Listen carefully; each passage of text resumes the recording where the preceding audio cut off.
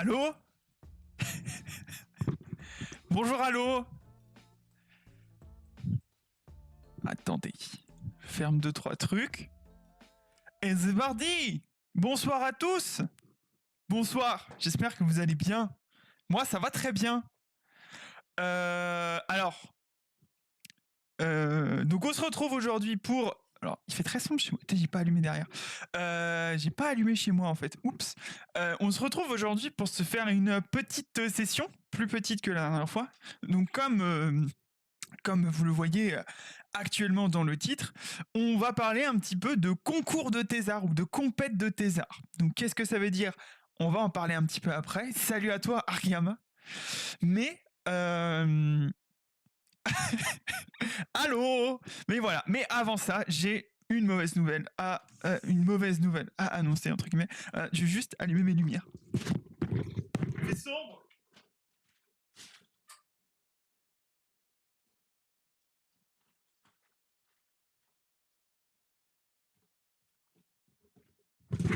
C'est mieux avec les petites guirlandes. Salut Ganouche, salut Ziak Solo. J'espère que vous allez bien. On est content. Alors du coup, j'ai une très mauvaise nouvelle à vous annoncer. Alors attendez, il n'y a pas la musique. C'est mieux. Elle est forte la musique là. N'hésitez pas à me dire si le son est mal réglé. Ça sera avec plaisir. Donc oui, petite nouvelle, pas drôle. Lucas ne sera pas là ce soir malheureusement. Contre toute attente, il s'est passé... Bon voilà, c'est un peu compliqué, mais au final...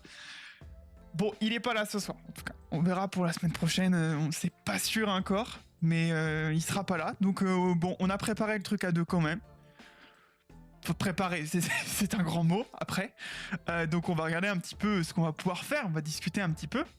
Discuter avec vous, si vous êtes sur le chat et que vous ne lurkez pas. Donc ça va être cool. Voilà, donc c'est juste pour le petit truc. Donc voilà, Lucas, il est pas là. Et c'est dommage, quoi. Alors, maintenant, si on va...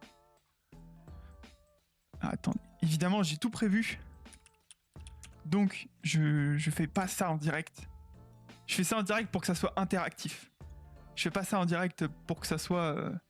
parce que c'est pas préparé, évidemment. Lui, c'est un prompt rétablissement. Tout à fait, tout à fait. Alors, parfait, c'était ça que je voulais.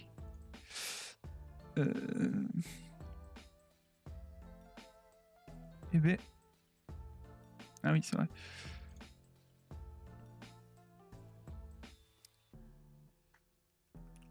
Bon, il n'existe pas? Ah non. Ah, attendez.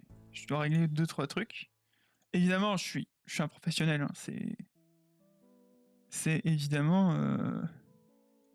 Navigateur. Oui. Alors non.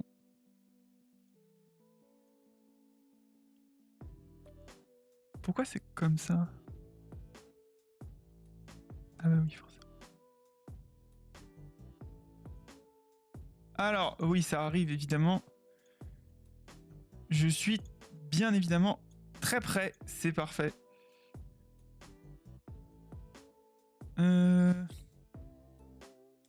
Voilà, donc c'est pas du tout ça que je voulais faire. Super. Je vais pas pouvoir voir sans être connecté Insta. Je crois pas. Hein. Est-ce que ça marche si je fais ça? Dis-moi que ça marche.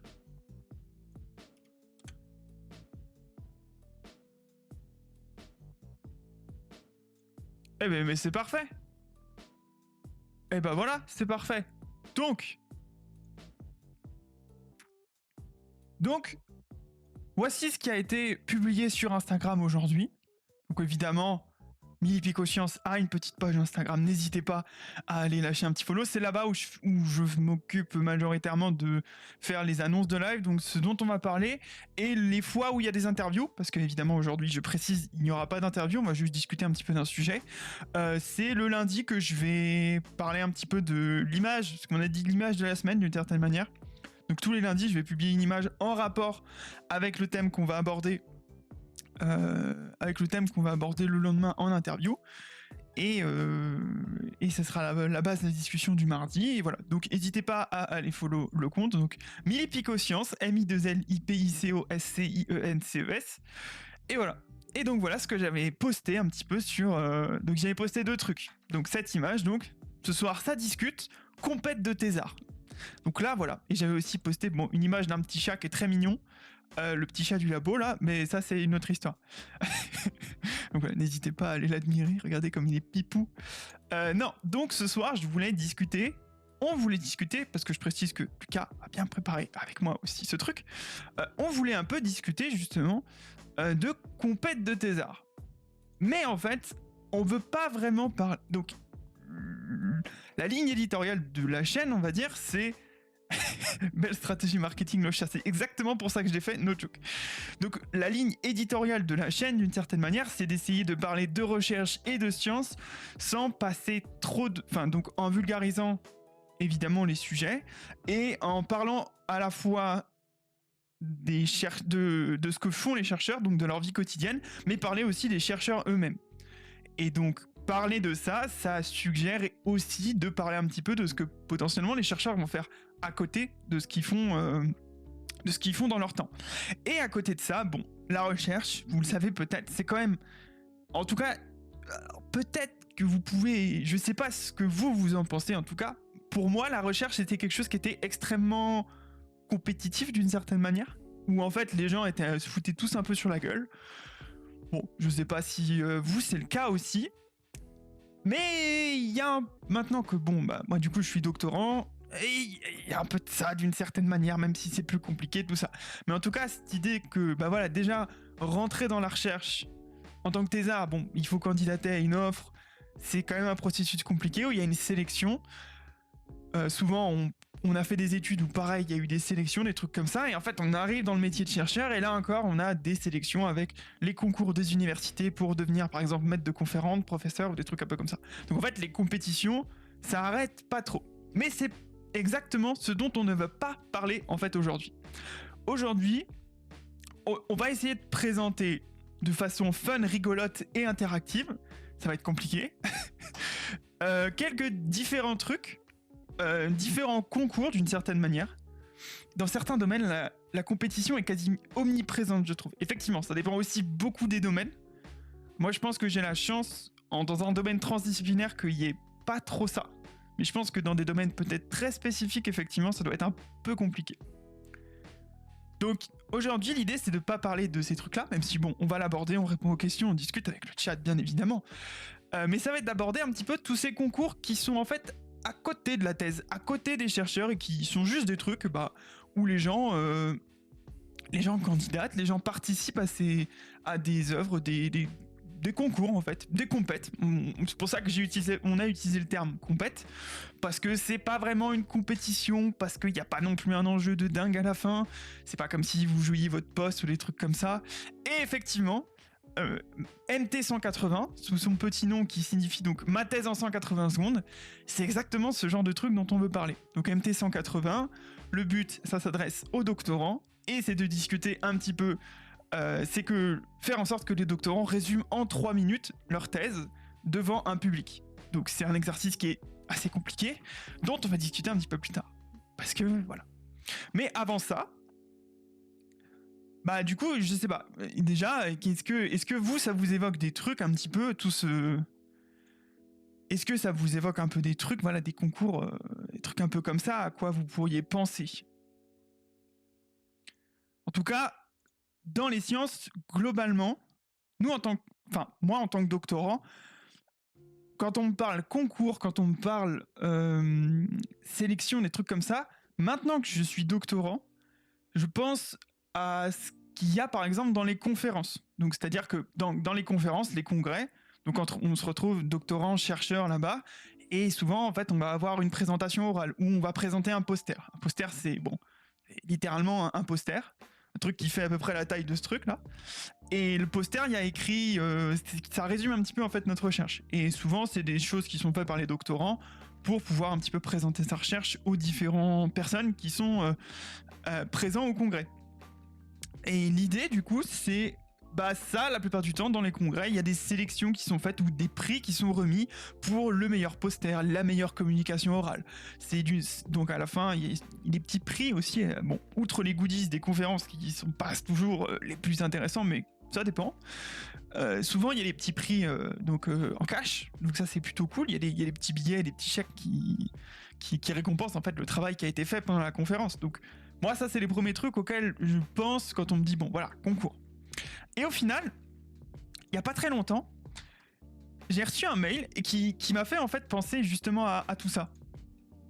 Et le mail, c'était un mail, donc une newsletter du CNRS. Parce que oui, le CNRS est une grande famille et envoie des newsletters. Et la newsletter du CNRS nous parlait de la preuve par l'image. Donc la preuve par l'image, qu'est-ce que c'est ? Bah en fait, c'est un concours photo. C'est un concours photo, donc on peut aller dans le à propos évidemment, donc c'est accessible sur internet, concours preuve à l'image à propos, bon voilà.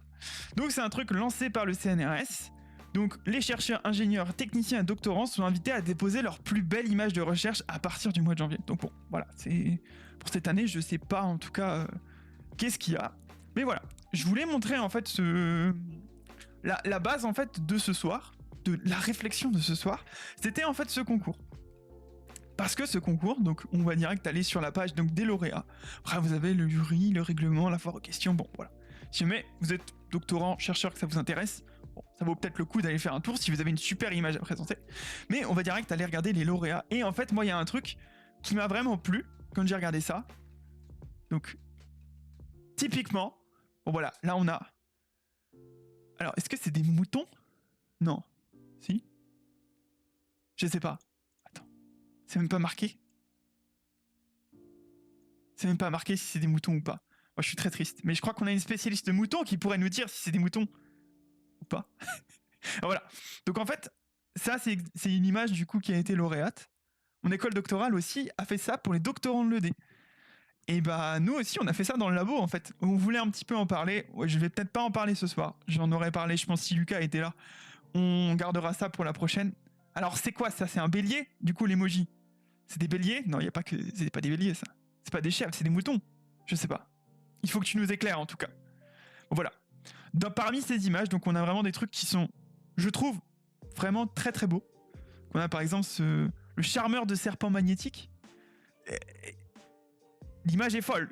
L'image est folle. Et tout ça, c'est des images qui ont été prises. À chaque fois, on a les crédits photos, ici. Donc, qui ont en fait été prises par des chercheurs.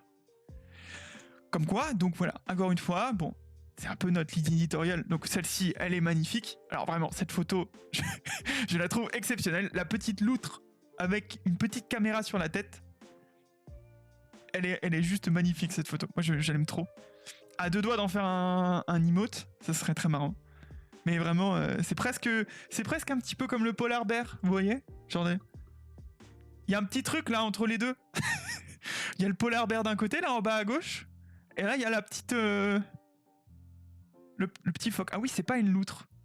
C'est pas une loutre, c'est un phoque. Tout à fait. C'est un phoque. Oui, c'est un phoque. Un phoque de Weddell. Donc voilà. Et là aussi, du coup, on a les crédits photos donc, du laboratoire L'Océan, CNRS, IRD, MNH, Sorbonne Université. Donc pourquoi je vous montre ça ? Outre le fait que bah, c'est des très jolies images. Bon, voilà. On a des trucs qui sont vraiment très artistiques. Si on a une reconstruction... du coup, du crâne de Néandertal, j'imagine.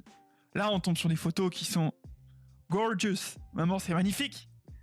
On a un iris hypnotique, une rosace cérébrale. On a des cellules qui sont illuminées. On a un truc qui ressemble à un blob ou à un micro. Bon, on va les regarder un peu plus en détail. Et pourquoi je veux montrer un petit peu ça ? C'est aussi thème caché de la soirée, apprends les animaux en t'amusant, c'est ça. C'est Jules sur la preuve à l'image, et on apprend ce que c'est que un mouton et une brebis, du coup. Ça serait pas mal, hein. Moi j'aime. Mention spéciale pour ce gars-là. Attendez, on peut... Je crois qu'il y a mention spéciale pour celui-ci, là. Ce mouton-là. Celui-ci me fait beaucoup rire. Genre, je sais pas, il fait coucou à la caméra, quoi. Bon, bref, bon. C'est pas tout ça, mais... Ce qui m'intéresse dans ces photos, c'est de voir qu'en fait, toutes ces photos, elles ont été proposées par des chercheurs. Donc, c'est un concours, donc on reste dans notre thème général. Bon, voilà, c'est un peu le fil rouge. Bon, c'est pas le plus, voilà. Mais toutes ces images, donc bon, elles sont magnifiques. Elles mériteraient d'être encadrées, presque d'être exposées dans un musée finalement. Elles sont accessibles à tous parce qu'elles sont sur Internet et elles ont toutes été prises, bon, sauf si je me trompe bien sûr, mais par des chercheurs, ou en tout cas les personnes qui sont créditées sont des chercheurs. Et quand on voit cette image-là, ça, c'est pas une image qu'un photographe professionnel pourrait prendre. On a besoin d'un outillage spécial, un outillage scientifique. On a besoin d'une grosse machine et des gros câbles et beaucoup d'électricité, des trucs un peu comme ça, pour pouvoir avoir une image comme ça. Et c'est ça qui est intéressant. Donc après, pour chaque image, on va pas aller en détail. Si ça vous intéresse, je vous invite très fortement. Je vais mettre le lien sur le chat. Mais pour les lauréats 2023, en tout cas, je vous invite très fortement à aller regarder un petit peu de votre côté, parce que notamment pour chaque c'est pour ça que je ne veux pas passer trop de temps. Pour chaque photo, en fait, on a une petite description de ce que c'est. Donc ici, cette structure évoquant les tentacules d'un monstre marin échappé des abysses s'avère inoffensive. C'est l'extrémité d'une tige d'Arabidopsis thaliana, espèce de la même famille que la moutarde et employée comme plante modèle par les généticiens. Donc voilà. En fait, c'est juste une plante, sauf que on dirait pas une plante comme ça, effectivement. Je crois qu'en 2019, un doctorant de mon équipe avait été lauréat et au final, la photo est toujours encadrée dans le labo. Bah attends, 2019, c'était la première édition. Qu'est-ce donc? Oh, ça c'est stylé ça. Dis-nous si tu reconnais en direct la photo de ton collègue. Wow, c'est vraiment stylé en tout cas. Oh. Les tubes turbulents? Ça, je suis curieux de savoir ce que c'est. Ça ressemble à les tubes RMN. Nous sommes dans la plateforme Coriolis, un manège unique au monde qui permet de recréer les conditions physiques de la rotation terrestre. Alors, pas du tout. Ah, et là, il détaille encore plus. Donc, projet, technique utilisée, la taille. Ah, c'est bien. Bon, voilà. Je vous ai mis le lien sur le chat. Je vous laisse aller regarder un petit peu toutes ces images. Mais voilà, il y a de quoi en prendre plein la vue parce que, bon, voilà, typiquement, quand on regarde ça, collet serré, une colonie de cellules de rein cantonnées à la surface parfaitement définie. On voit, c'est. Les couleurs. Toutes ces couleurs sont fausses, bien évidemment. Mais c'est trop beau à regarder, quoi. Voilà. Donc, parce que je m'égare et que... Ah oui, non, mais celle-là... mais celle-là, elle est trop stylée. C'est pas magnifique, ça? C'est-à-dire qu'il y a quelqu'un dans son labo qui, un jour, s'est réveillé, a fait sa manip et est tombé devant ça. C'est quand même trop stylé, quoi. C'est hypnotisant, quoi. Littéralement. L'iris hypnotique n'est pas de nature organique. Il s'agit d'un film de savon étiré par l'action d'une force centrifuge, éclairé par un faisceau laser. C'est incroyable. La pellicule d'eau savonneuse est parsemée de taches sombres. Ces minces lames de savon se développent à la périphérie du film avant de migrer vers son centre. En étudiant la formation de ces larmes et leur vitesse de déplacement, les chercheurs parviennent à modéliser la dynamique d'affinement d'une bulle de savon jusqu'à sa rupture. Ce genre d'analyse permet entre autres d'adapter la formulation de mousses industrielles en fonction de leur image. Bon, moi je trouve ça incroyable. En plus, c'est des bulles. C'est des bulles, c'est des gouttes. Moi j'adore les bulles, j'adore les gouttes parce que j'adore la microflux, évidemment. On y revient toujours. C'est le gimmick de la chaîne. Voilà. Rosace cérébrale, j'imagine. Ah, je crois que ça c'est... Voilà. Cellule souche à l'intérieur d'une rosette neurale. Donc c'est une sorte de... Institut du cerveau et de la moelle épinière. Donc des cellules de cerveau. Tout simplement. Évidemment. Est-ce que vous voyez ça tous les jours? Non. Voilà. Donc c'est trop cool de voir des trucs comme ça. Ça, franchement, c'est trop bien. C'est beau en plus, il y a plein de couleurs, c'est joli. Il y a du rose. Enfin voilà. Donc, toutes ces images, moi ce que je trouve... Donc d'une part, bon voilà, encore une fois, je le répète, elles sont trop stylées. Je pourrais passer... Bon, c'est trop bien, putain. Vas-y, mais on va regarder.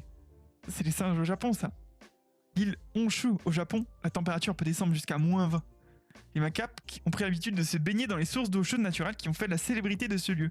Sur 200 singes que compte cette population, seule une quarantaine ont toutefois ce privilège. Lorsqu'un individu n'appartenant pas à cette caste dominante tente d'entrer dans les bassins, comme ce macaque visible de face, il est violemment repoussé. Pour les éthologues, le site de Jigokudani offre l'opportunité d'étudier les conflits au sein des sociétés animales et les alliances que ces tensions sont susceptibles d'engendrer. C'est trop bien. Ça veut dire qu'il y a des gens qui travaillent là-dessus aussi, c'est trop cool. Bon, je m'égare évidemment. Donc, comme je le disais, ce que je trouve vraiment cool avec ces photos, c'est aussi de se dire qu'elles ont été prises par des chercheurs et pas forcément par des artistes professionnels d'une certaine manière. Ce qui, bon, nous laisse à penser que, en fait, les chercheurs sont pas que des calculettes humaines qui sont là pour produire du résultat. C'est aussi des gens qui, bon, en fait, sont comme tout le monde. Bonjour, je m'appelle Jules, je suis doctorant en deuxième année et je suis comme vous. Voilà. Non, en fait, c'est un peu ça. C'est que on a beau faire de la recherche, on a beau voir des trucs qui sortent complètement de l'ordinaire, dans le cadre de nos recherches en tout cas, ou comparé au grand public, disons. En fait, on reste aussi avec une sensibilité potentiellement pour l'art, avec une sensibilité pour d'autres médias, des choses comme ça, et juste, on fait pas de la science H24, on fait aussi d'autres trucs. Et je trouve que ce concours, c'est une bonne manière. Ce concours, il a deux aspects que je trouve très intéressants. D'une part, il permet de montrer qu'il y a quelque chose entre l'art et la science qui est très lié. Ça, c'est quelque chose qu'on avait déjà pu explorer avec Lucas. J'espère qu'on aura l'occasion de vous en reparler un petit peu plus tard. Mais il y a quelque chose autour de l'art et de la science qui finalement est quand même très très lié. On peut penser par exemple à Léonard de Vinci. Regardez, Léonard de Vinci. On tape Léonard de Vinci sur Google. Si on regarde les images, l'homme de Vitruve, c'est ça. On tape invention. Bon voilà, déjà il y a des tonnes de trucs. Finalement, il y a quelque chose, voilà, pour une arbalète ou pour une baliste, je sais pas. Il y a quelque chose qui est très esthétique, il y a quelque chose qui est très stylé à voir.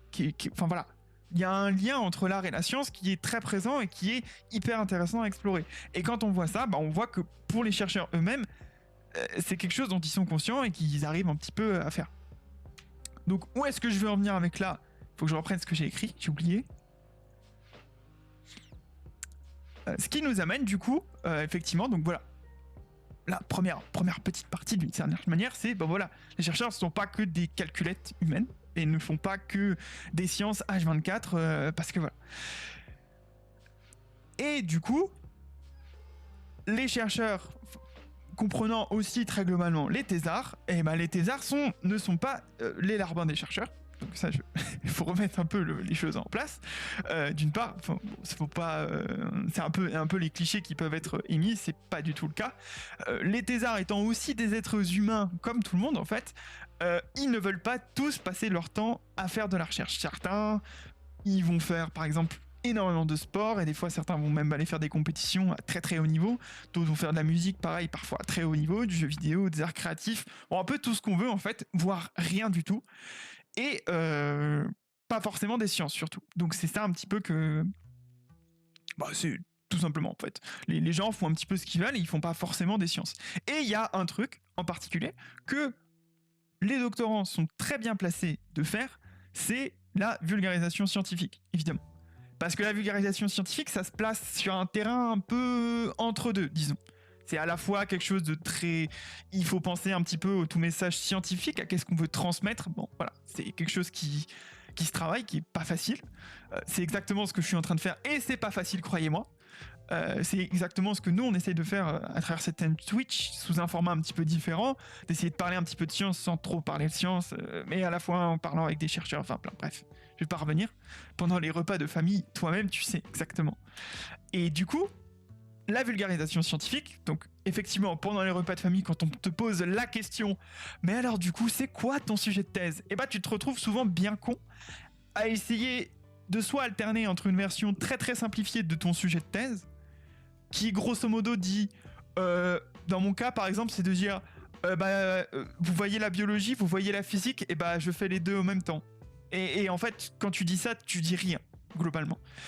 T'essayes d'expliquer, tu peux être gentil, mais bon, tu sais que souvent quand on te pose cette question, t'as pas beaucoup de temps pour pouvoir... T'as pas beaucoup de temps avant que la personne en face de toi, finalement, juste en ait un peu marre. En fait, en ait un peu marre et t'écoutes plus trop, ou alors te dira... t'écouteras jusqu'au bout et après te dira... et ça te plaît du coup, et puis voilà quoi. Et quand tu simplifies trop, tu te fais engueuler car les gens pensent que tu les prends pour des idiots. C'est ça. Donc, on est dans cette position où on fait quelque chose qui est d'une certaine manière trop pointu pour ne pas pouvoir l'expliquer. On est obligé on va obligatoirement nous poser cette question parce que quand on parle recherche, je sais pas ce que les gens imaginent dans leur tête. J'imagine des gens en blouse blanche qui font de la chimie, alors que bon, potentiellement, ils sont avec des moutons, comme on a vu, effectivement. Et on est obligé, en fait, de répondre à ça. Et en fait, cet exercice, il est extrêmement difficile. Et c'est exactement cet exercice sans transition. C'est exactement ce que cet exercice qu'essayent de faire, en fait, les thésards qui participent à ma thèse en 180 secondes. Donc, qu'est-ce que c'est ma thèse en 180 secondes? Donc, on y revient. Merci Ganouche d'avoir introduit le sujet en avance. C'est que ma thèse en 180 secondes, c'est un concours qui permet aux doctorants français, francophones, pardon, pas français, enfin pas forcément français, qui permet aux doctorants francophones de participer à un concours, on retombe sur le thème, où le but est de de présenter sa thèse en 180 secondes, donc en 3 minutes, et pas une seconde de plus. Et c'est compliqué. C'est assez compliqué, je peux vous le dire. Et je peux vous le dire parce que, en fait, cette année, j'ai participé à ma thèse en 180 secondes. Donc j'ai participé à la... Donc c'était un petit peu le but de ce soir, du coup, c'était aussi de parler un petit peu c'était un peu un prétexte d'une certaine manière, mais c'était parler un petit peu aussi de comment ça marche, ma thèse en 180 secondes, en quoi ça consiste, et de parler un petit peu de l'exercice de vulgarisation. Bon, j'ai une tête comme as, donc je me prends en cas d'exemple. Non, c'est pas vraiment ça. C'est plutôt que du coup, moi j'y ai participé, j'ai pas passé la demi-finale, contrairement à d'autres qui eux l'ont passé. Et le but, c'est d'essayer de regarder un petit peu comment ça marche. Bon, moi, je vais parler un petit peu de comment j'ai fait. On va essayer de regarder quelques vidéos de MT180, évidemment, parce que c'est fun. Et notamment, on va regarder pour la... Donc, on va regarder un petit peu... Bon, je reparle juste après ça. Donc, d'abord... Alors, attendez, il faut juste que j'aille chercher un truc. Je reviens tout de suite. Donc voilà, donc ce soir, on parle un peu de ma thèse en 180 secondes. Et je trouve que ça, c'est cool. C'est cool et surtout, on va pouvoir regarder un petit peu des vidéos. Du coup, on va faire un peu du réac finalement. Chose que je n'avais pas vraiment prévu de faire. Mais bon, à la fois, c'est l'occasion de parler de science, c'est l'occasion de présenter la science, c'est l'occasion aussi de montrer des gens qui savent pas très bien faire potentiellement. Donc c'est ça qui est plutôt cool, je trouve. Donc... J'avais écrit un truc, je vais juste reprendre un petit peu pour pas dire trop de conneries. Donc déjà, oui, alors, chose que j'ai oubliée, c'est d'où ça vient ma thèse en 180 secondes. Et alors, comme c'est indiqué sur le site internet, le concours, en fait, je ne savais pas du tout, mais il est issu d'un concours anglophone qui s'appelle 3 Minute Thesis de l'université de Queensland en Australie. Et ça a été initialement repris donc au Québec, qui est francophone évidemment, donc en 2012, donc ça fait 13 ans, non, 12 ans, je ne sais pas compter. Ça fait 12 ans que le concours existe, du coup. Ça fait 12 ans qu'il y a des doctorants qui vulgarisent leur thèse en 3 minutes et qui sont pris ou non. Et merci à Wozil du follow, merci beaucoup. Et du coup, on a l'objectif. C'est trop marrant, ouais. Bon, c'est dommage que Lucas soit pas là. J'avais mis un objectif de 30 followers. Pardon. J'avais pas prévu ça. Merde. Eh cool. Oui, trop bien. Donc voilà, on a 30 followers. 30 followers, qu'est-ce que c'est? C'est une salle de classe. Donc il y a 30 personnes qui ne sont pas présentes en même temps en tout cas. Salut, merci beaucoup. 30 personnes, c'est une salle de classe, c'est quand même... Ça fait du coup quoi? Ça fait 5 semaines qu'on a commencé à faire ces trucs?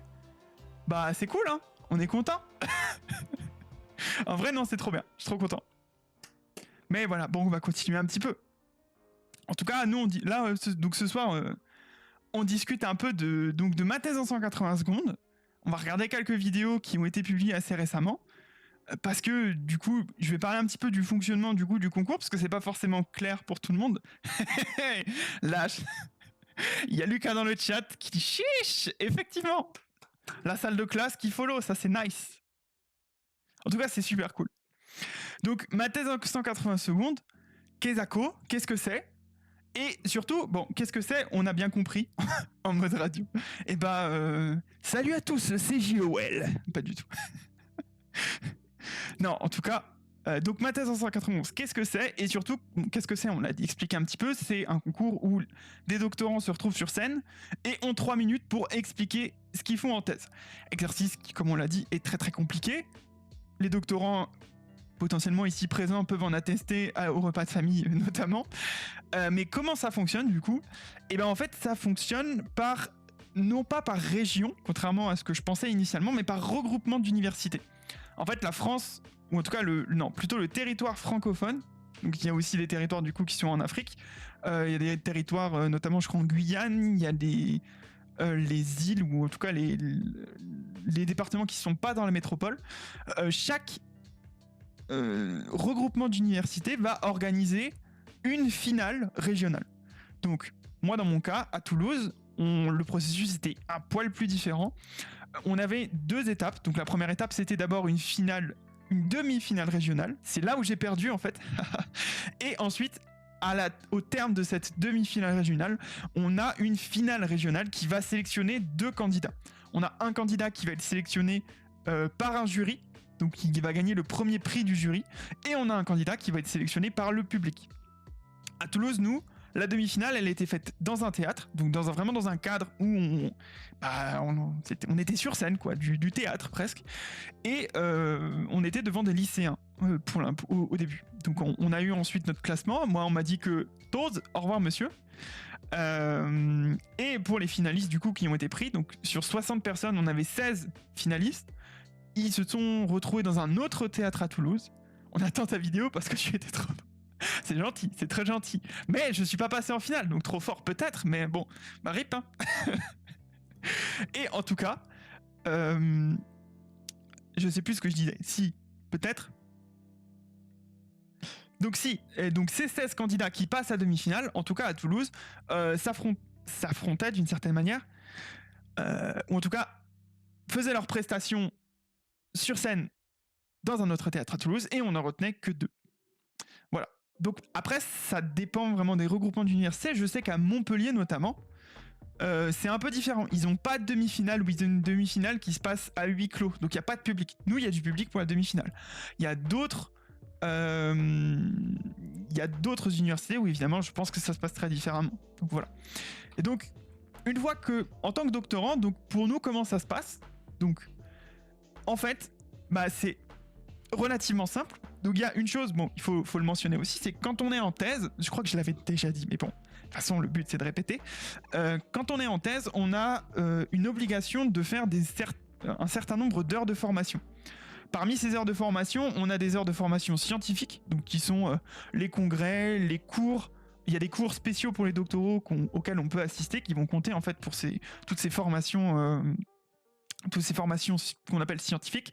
Et on a aussi une obligation de faire des formations qui sont non scientifiques, donc qui ne concernent pas notre domaine, ou qui concernent des trucs un peu plus généraux sur l'organisation de la thèse, ou des choses un petit peu comme ça. Vous pouvez avoir des trucs sur comment maîtriser votre voix par exemple à l'oral, comment est-ce que vous pouvez maîtriser votre stress, comment est-ce que vous pouvez vous organiser au quotidien. C'est très très varié, c'est un peu fourre-tout, on peut avoir un petit peu n'importe quoi dedans. En tant que thésard, ma thèse en 180 secondes fait partie de ces formations auxquelles on peut candidater. Donc en fait, pour nous, c'est assez simple. C'est qu'on a un site internet qui s'appelle Adoom, qui est en gros pas la référence, j'ai pas le terme. La base un peu du doctorant, c'est Adoom. C'est le premier truc qu'il voit quand il s'inscrit en thèse, c'est Adoom. C'est une galère et c'est une tannée. Mais Adoom, voilà. Je pense que les doctorants présents... doctorants présents pourront attester. Jacques Solo. Apprendre la pédagogie grâce à un escape game, je rigole pas. Et voilà, les formations, c'est vraiment tout et n'importe quoi. Et à la fois, c'est ça qui est cool. Parce que ça nous permet aussi de nous sortir un petit peu de ce qu'on peut faire au quotidien. Voilà, attendez, je vais changer de scène. Putain, je suis pas bon, hein. Ça nous permet aussi de nous sortir un petit peu de notre quotidien, de sortir un petit peu de choses qui sont potentiellement très scientifiques, et de s'engager un petit peu sur par exemple des missions de vulgarisation. Donc c'est pour ma thèse en 180 secondes, c'est un petit peu le cas. Donc pour ma thèse donc pour les doctorants, en novembre ou un peu avant novembre, je crois que c'est à peu près le timing, s'ouvrent les inscriptions pour ma thèse en 180 secondes. Et à ce moment-là, n'importe quel doctorant peut y participer. C'est ouvert à tous les doctorants, peu importe leur sujet et peu importe leur domaine de recherche en fait. Et c'est ça qui est super intéressant et qui fait que l'exercice pour le public est très intéressant parce qu'on a on a des gens qui vont vulgariser en fait dans plein de domaines différents, que ça soit de la biologie, moi par exemple je vulgarisais de la biophysique, on va avoir de la chimie, on va avoir des sciences sociales aussi. Faut pas oublier que voilà, on a aussi tout ce panel là. Moi je parle du coup à mon échelle, donc plutôt une échelle de quelqu'un qui fait des sciences exactes, des sciences naturelles, mais il y a tout aussi le panel de toute la linguistique, tout ce qui est l'étude, je sais pas, de l'histoire, de la sociologie, tous ces trucs-là qui peuvent être vulgarisés et qui seront résumés en 3 minutes. Donc, en plus, typiquement, moi, pour des sujets que je connais pas du tout, en sociologie, des trucs comme ça, ma thèse en 180 secondes, c'est génial pour découvrir des sujets de recherche. Donc ça, c'est un super bon point, bravo. Donc, pour un doctorant, on arrive en novembre et on se dit en fait j'ai envie de participer, donc on va sur Adoom, paf Adoom, et on va s'inscrire à ma thèse en 180 secondes. C'est très très simple, il suffit d'appuyer sur un bouton et de dire pourquoi est-ce que je vais m'inscrire à ma thèse en 180 secondes.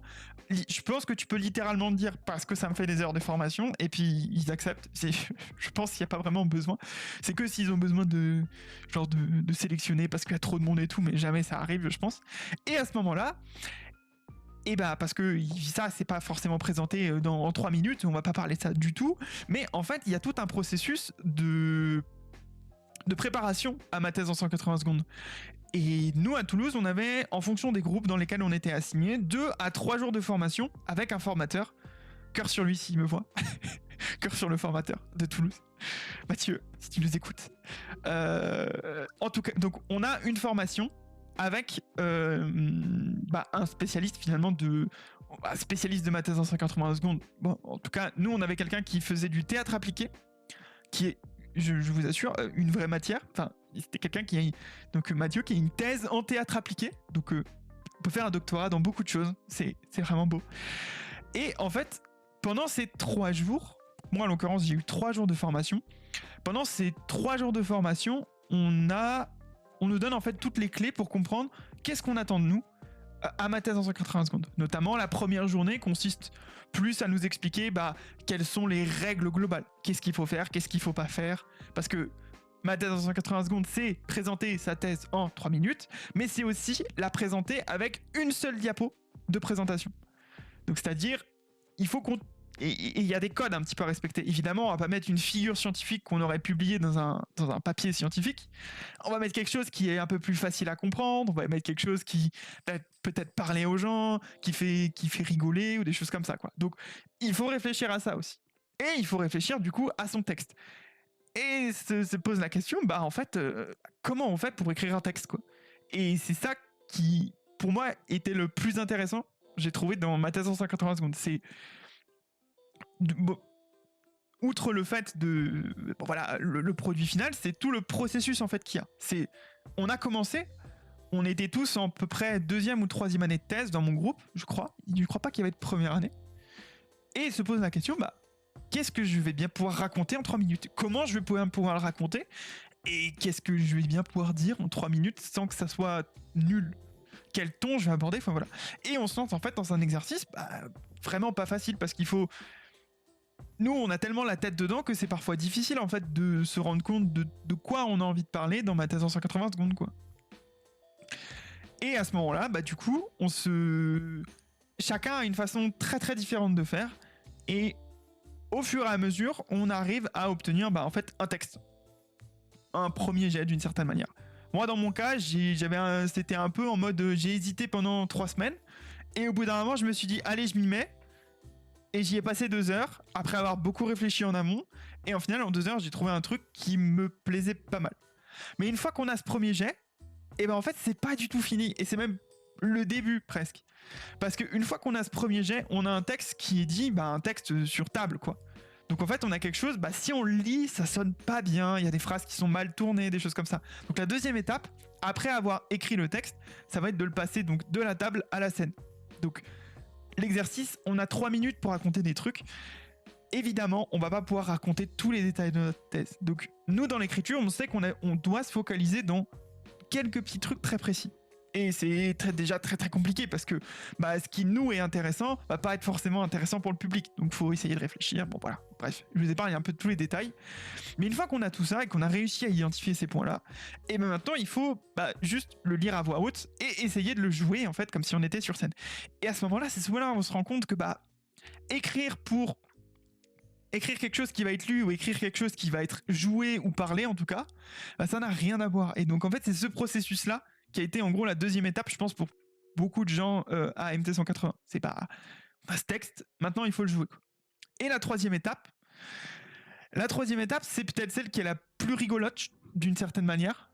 C'est une fois que le texte est calé finalement, qu'on a réussi à le tourner d'une certaine manière, donc juste en modifiant le texte, dès qu'on a réussi un petit peu à le mettre en comment ça s'appelle, le mettre un petit peu en forme et faire en sorte qu'il sonne bien quand on le raconte, après il faut penser à tout le reste.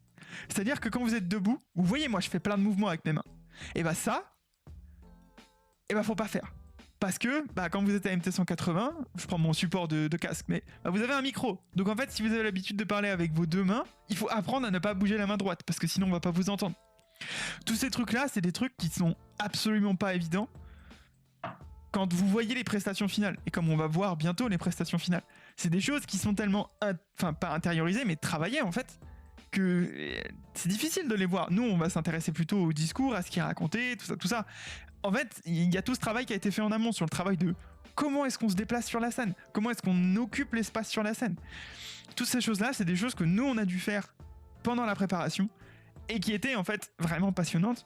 Et en tout cas, personnellement, ça remet pas mal de choses en perspective notamment quand on débarque en congrès et qu'on arrive et qu'on est droit comme un piquet et qu'on fait notre truc, ça c'est pas un congrès qui va être très agréable à écouter pour l'audience potentiellement. Et rien que d'avoir en tête que voilà, ma main, si je continue à faire comme ça pendant tout le long du stream, peut-être que ça va vous énerver au bout d'un moment. Et faut que moi j'apprenne du coup, faut déjà que je me rende compte, et c'est le cas, je le fais, mais c'est aussi se rendre compte de qu'est-ce que du coup en attendant, qu'est-ce que je peux faire avec mes mains par exemple, pour éviter que pendant que je fais ma thèse en 3 minutes, que je fasse comme ça quoi. Voilà. Donc après c'est bon, je vous ai résumé, j'aurais bien aimé faire un dessin, parce que ça aurait été plus rigolo et plus interactif, mais c'est pas grave, ce sera peut-être pour un jour. Maintenant qu'on a regardé un petit peu... Maintenant qu'on a parlé un petit peu du déroulé, comment ça se passe MT180, je vous ai expliqué très succinctement, relativement rapidement disons, comment est-ce que ça se passe. Évidemment, c'est centré sur moi, comment je l'ai vécu. Il y a plein de gens qui vous disent, bien très certainement plein de gens qui vous expliqueront que ça s'est passé très différemment pour eux. Et maintenant, on va parler un peu d'un autre truc, c'est le gros avantage de MT180, c'est qu'ils ont une chaîne YouTube. Et que cette chaîne YouTube, en fait, elle ne regroupe que, alors je crois que les finales nationales, il me semble. Tout à fait. Donc en fait, la chaîne YouTube de MT180, donc vous tapez MT180 sur YouTube, vous allez la trouver direct. En fait, elle reprend toutes les finales nationales, du coup, donc tous les candidats qui sont passés, donc qui ont passé l'étape de la finale régionale. Donc il n'y en a que deux parmi toutes les régions qui sont montées à Paris pour faire la finale nationale. Et sur cette chaîne, en fait, vous trouvez, vous voyez, depuis... Est-ce qu'il y a des playlists ? Vous êtes en 2023, 2022. Vous pouvez remonter jusqu'en 2015 pour avoir les premières vidéos, par exemple. Les premières vidéos où ça a été mis en scène. Vous avez ici, par exemple... Oh tiens, c'est Manon Bril. Manon Bril, qui est du coup la youtubeuse, vous la connaissez très certainement. Ici, Manon Bril, sa chaîne YouTube, très très bonne chaîne à suivre, notamment. Et en fait, Manon Bril, elle a participé à ma thèse en 180 secondes. C'est fou, dis donc. Et voilà, vous pouvez accéder à tout ça sur... Voilà, faut montrer ces trucs-là, parce que vraiment, ça c'est une mine d'or en termes de contenu scientifique et en termes de choses que vous pouvez écouter et consommer. Ça dure 3 minutes. On va regarder, c'est très très rapide. Donc, c'est vraiment des choses... C'est trop bien d'aller voir ces trucs. Si vous avez un petit peu envie de revoir des trucs un peu différents, alors allez cliquer sur ces vidéos et prenez celle qui vous attire le moins ou celle qui vous trouvez, je sais pas, la plus bizarre. Des fois, bon, alors là, en l'occurrence, il n'y a pas le... Est-ce que vous arrivez à lire les... Non, il n'y a pas le nom des sujets. Mais si vous voyez le laboratoire de mathématiques, par exemple, vous passez votre vidéo dessus, vous voyez les extraits. Et si c'est bizarre, faut cliquer. Donc moi, je vous en ai préparé certaines. Donc notamment, alors, autre chose à savoir, c'est que si vous tapez MT180 sur Internet, vous avez ma thèse en 180 secondes, mais vous avez aussi des gens. MT180, c'est un truc qui est ouvert aux francophones, et donc en fait, bon alors ça c'est autre chose, ça c'est YouTube qui nous propose des trucs de merde, mais vous avez aussi en fait toutes les finales régionales, donc ici par exemple, avec l'Université de Genève, ici le collège doctoral des Pays de la Loire, vous allez avoir toutes les finales régionales. Donc en fait, vous avez une dose quasiment infinie de thèses en 180 secondes à explorer. Donc, on va en regarder 3, allez, on en a regardé 3. Et on va en commencer une par un petit hommage. Un petit hommage, donc je vais essayer de vous agrandir ça sur le stream. Et puis juste on va regarder parce que dans tous les cas ça dure 3 minutes. Donc en fait, bah c'est cool. Attendez, je vais couper. On va couper le son. Et est-ce que ça marche? C'était fort, pardon. La microfluidique. Ok, pas de panique, on parle de plomberie à l'échelle microscopique. Ma mission? Chercher des cellules souches adipeuses. Encore un mot compliqué cette fois pour parler des cellules du gras. Et mon problème, elles ne devraient pas être dans le sang. Mais elles y sont. Enfin, a priori. Ma situation pourrait s'apparenter à celle d'un chercheur d'or à la recherche d'une pépite, la cellule souche adipeuse, dans une rivière californienne, le vaisseau sanguin. Sauf qu'on ne sait pas vraiment si la dite pépite est dans la dite rivière. On ne connaît pas non plus exactement sa taille, sa forme, et elle pourrait très bien circuler de manière indépendante ou agglutinée à la boue de la rivière, présente en grande quantité, à l'image des globules dans le sang. Pour couronner le tout, ces cellules n'ont pas de biomarqueurs spécifiques, c'est-à-dire qu'elles n'ont pas de passeport bien défini permettant de venir les identifier directement.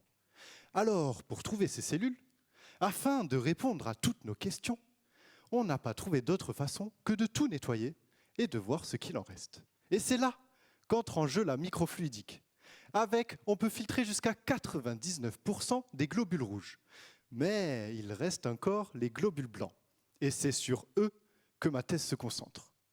Donc pour mener à bien ma recherche, je suis amené à travailler sur des tout petits laboratoires capables de travailler avec précision et à l'échelle de la cellule humaine. Alors attention, c'est maintenant que je vais répondre à la question: comment fait-on pour trouver une cellule souche adipeuse dans une rivière californienne à l'aide de la microfluidique? Donc, notre échantillon sanguin, déjà bien épuré par le retrait des globules rouges, est passé dans ce qu'on appelle un laboratoire sur puce. Dans ce tamis high-tech, l'eau de notre rivière va circuler dans des micro-canalisations et c'est sur cette microplomberie que je vais venir greffer des molécules pour former comme un scratch moléculaire. Ce scratch, il aura pour particularité de capturer les globules blancs, la boue, les cailloux, tout en laissant circuler nos cellules souches adipeuses, les pépites d'or. Sauf que des globules blancs, il en reste un paquet. Et s'ils viennent tous s'agglutiner sur mes toutes petites canalisations, je risque de former un barrage. N'étant pas un castor mais un chercheur d'or, je souhaite que l'eau de la rivière continue de s'écouler. Alors le challenge, lors de ma thèse, va être de créer un scratch qui colle juste assez pour capturer les globules blancs, mais pas trop, pour pouvoir les laisser rouler le long de mes canalisations. Grâce à ce roulement, on espère pouvoir dévier et donc retirer les globules blancs de notre échantillon sanguin afin de ne garder que les fameuses cellules souches adipeuses. La présence de ces cellules dans le sang pourrait même nous permettre de diagnostiquer certaines maladies telles que le diabète de type 2. Merci. Le crack, il est trop fort. Vous l'avez reconnu, j'espère. Et oui, c'est Lucas Charpin. C'est celui qui est absent aujourd'hui et qui aurait dû, au final, discuter avec nous de MT180, mais bon, bref. Ah, voilà. Donc voilà, Lucas ce crack, qui lui a aussi participé à MT180, et comme vous l'avez vu, nous a donné du coup une prestation qui est magistrale et qui est très très claire. Donc, je me suis beaucoup marré à un moment donné parce que sur cette microplomberie que je vais venir greffer des molécules pour former comme un scratch moléculaire. Ce scratch, il aura il en reste un paquet. Là. Et s'ils viennent tous s'agglutiner sur mes toutes petites canalisations, je risque de former un barrage. N'étant pas un castor mais un chercheur d'or, passage m'achève parce que quand on prépare MT180, en fait, on a vraiment l'impression d'être très original.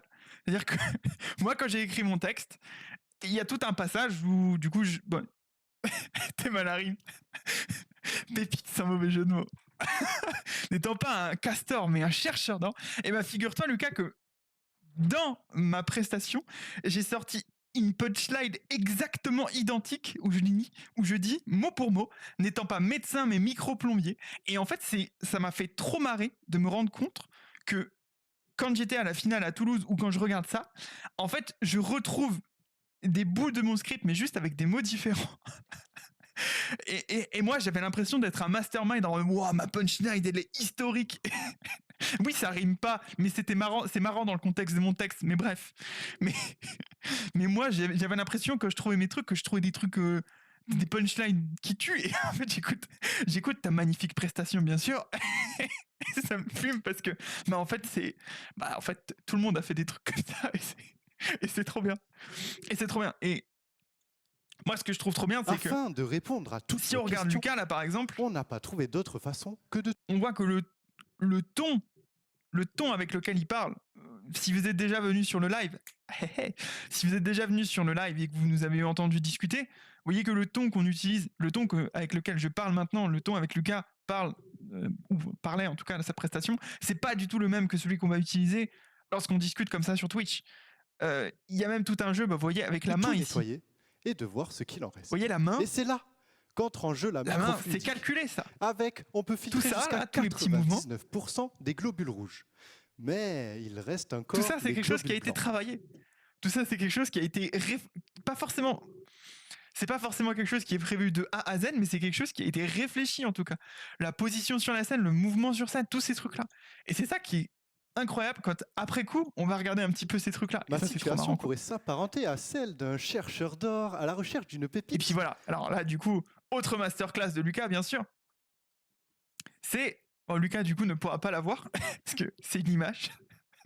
Mais c'est que Lucas, du coup, donc comme je disais, pour MT180, il faut une image. Et cette image, du coup, c'est une slide en gros PowerPoint.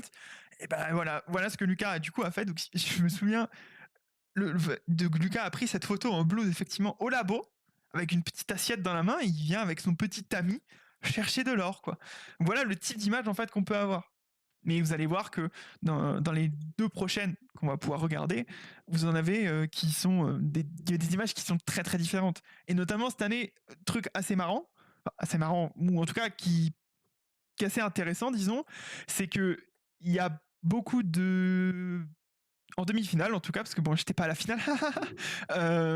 En demi-finale, en tout cas, il y avait pas mal de gens qui avaient des images générées par IA. Chose qu'il n'y avait pas du tout l'année dernière, ou en tout cas, ça donnait des trucs, je pense, affreux l'année dernière. Maintenant, il n'y avait même pas, parce que ChatGPT, c'était novembre l'année dernière, un truc comme ça. Donc voilà, donc cette année, il y avait ça en plus. Donc, bon, encore une autre question pour les images, mais ça ouvre beaucoup de possibilités, ça pose plein de trucs. Enfin voilà, c'est assez stylé. Enfin, voilà, donc ces images-là, on a besoin d'en avoir une, et elle est projetée en fait derrière nous pendant qu'on fait notre speech. Et donc on peut s'appuyer dessus pour essayer d'expliciter un petit peu, ou alors on peut faire juste une blague. Enfin bon, voilà, ça dépend. Voilà. Encore bravo à Lucas. Bravo. Et Lucas qui malheureusement donc était en finale nationale à Toulouse, mais malheureusement n'a pas passé la finale nationale, n'est pas monté à Paris. Et c'est bien triste. C'est bien triste parce qu'on aurait bien aimé le voir à Paris, quoi. Bon, la deuxième qu'on va regarder, c'est la finaliste donc à Toulouse qui a gagné le premier prix du jury et le premier prix du public, donc en même temps. Elle s'appelle Wendy Lemouelic et franchement, c'était vraiment pas mal. On regarde. N'hésitez pas à me dire si le son c'est trop fort ou pas. Donc on est bien d'accord toutes les deux. À partir d'aujourd'hui, vous arrêtez complètement de consommer du soufre. Mais même pas un tout petit peu de cystéine? Non, non, non, c'est pas ce qu'on avait dit. Régime strict, sans soufre. Excusez-moi, je suis un petit peu en retard, mais oui, c'est bien moi, la diététicienne pour bactéries. Et en ce moment, ma patiente, c'est elle. Mycobacterium tuberculosis, la bactérie responsable de la tuberculose. Et si, ça existe encore, la tuberculose. Et on a même de plus en plus de mal à la traiter à cause des bactéries résistantes aux antibiotiques.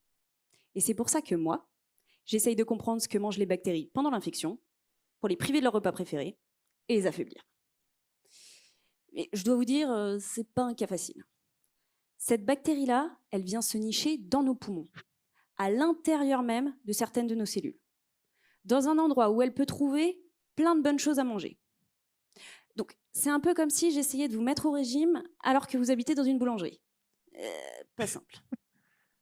Mais déjà, j'ai une petite idée de ce qu'elle prend pour le goûter. Son truc à elle, c'est les gâteaux à la fraise. Enfin, elle appelle ça la cystéine. Une molécule indispensable à sa survie.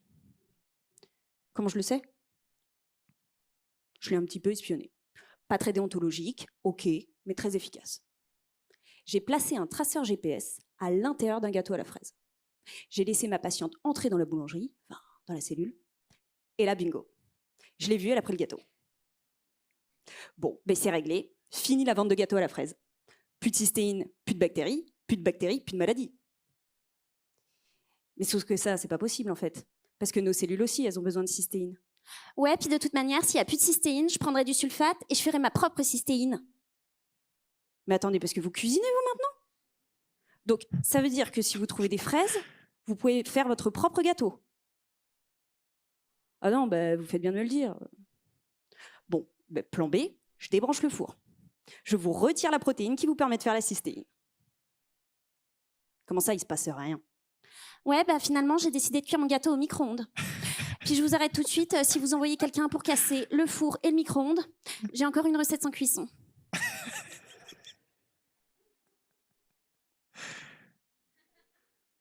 Donc ça, en biologie, c'est ce qu'on appelle la redondance fonctionnelle. Plein de manières différentes de faire la même chose.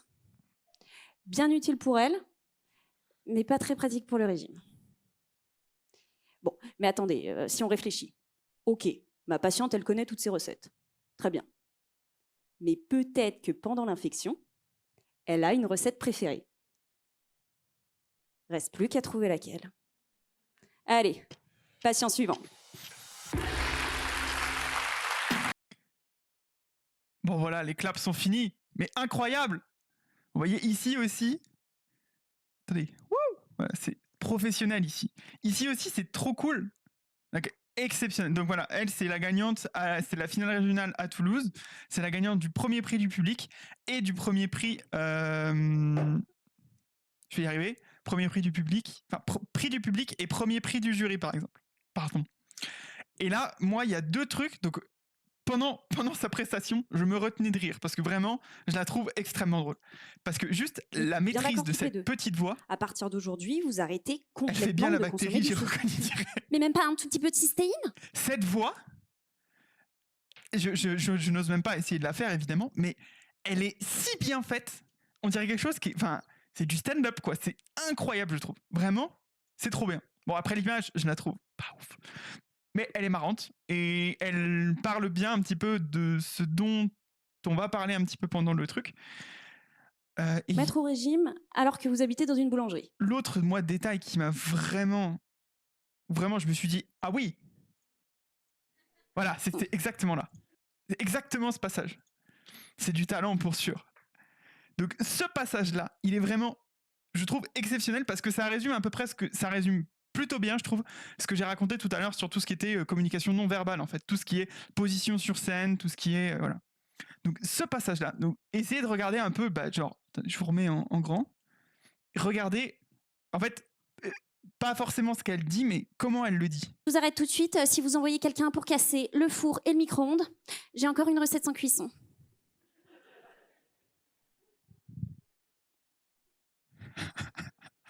Donc ça, en biologie, c'est ce qu'on appelle la redondance fonctionnelle. Donc voilà, juste ce passage, prérequis pour avoir des 180, avoir des cheveux. Alors, c'est pas tout à fait vrai. C'est vrai que ça aide. On voit que là, effectivement, il y a un petit effet de style. Moi, je trouve que c'est cette mimique là, avec la pause, la gestion de la pause, c'est extrêmement dur. C'est vraiment un truc, franchement, ouais, c'était trop bien. Et vraiment, ce moment-là, juste, il y a un blanc, personne ne parle dans tout un théâtre sur un truc limité à 3 minutes, et on a un blanc comme ça de quelques secondes. Et ça, c'est incroyable ça. Et tous ces trucs-là, ça parle pas de science en fait. Tous ces trucs-là, c'est juste, ça va nous aider à faire rentrer le message. En fait, c'est tout ça, c'est toute cette communication non verbale qui fait que c'était trop bien quoi. Après, la thèse, c'est 3 ans, ça se fait. Oui, c'est vrai. Alors après, MT 180, en première année, c'est parfois un peu compliqué parce que en fonction de quand est-ce qu'on a commencé tout ça, soit les inscriptions sont passées, soit c'est un peu tôt. Des fois, si on n'a pas travaillé si on vient de débuter sur le sujet, c'est un peu difficile pour s'approprier le sujet. La deuxième année, c'est de faire pousser les cheveux. Alors oui, la thèse 3 ans pour se faire pousser les cheveux, ça se tente. Effectivement, je peux pas trop parler moi de mon côté. Je suis force à ceux qui ont moins de cheveux, disons. Voilà. Donc pareil pour cette prestation. Je trouve que vraiment pour moi c'était vraiment trop bien vis-à-vis de tout ce qui était communication non verbale, tout ce qui était c'était trop bien. Et le message scientifique qu'il y a derrière, en fait c'est hyper facile à comprendre. Si besoin, j'ai des bonnes adresses pour des extensions. De quelle couleur les extensions? C'est surtout ça. De quelle couleur? Et du coup, on va regarder un dernier. Donc celui-là, par contre, je l'ai pas vu. Donc bon, là, Wendy, j'avais vu donc en direct dans le théâtre la prestation qu'elle avait faite. Donc bon, c'est plus facile pour moi de faire du react d'une certaine manière. Le dernier, du coup, c'est le gagnant de la finale de l'année dernière. Donc c'est Naimo Davier et qui nous parle qui nous parle de physique quantique. Majoritairement rose, mais on peut s'arranger. Tiens. Donc on regarde du coup, on va regarder de la physique quantique. Donc je crois que n'ayez pas peur, c'est plutôt bien vulgarisé. Allez, c'est parti.